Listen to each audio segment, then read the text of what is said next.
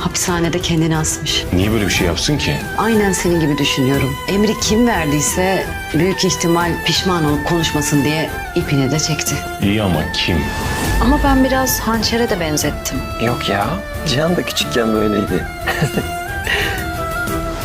Herkese merhaba arkadaşlar, kanalıma hoş geldiniz. Cihan'ın Beren sayesinde cezaevinden çıkması ama kimliğini hançerle gizlemesi onu oyununun dışında yöneten görünmez bir güç haline getirecek. Oğluna kavuşması ise Cihan'ı hem duygusal hem stratejik olarak daha da sertleştirecek. Metin Cihan'ın dışarıdan olduğunu habersiz şekilde hamle yapmaya çalışırken kendi kendini köşeye sıkıştıracak.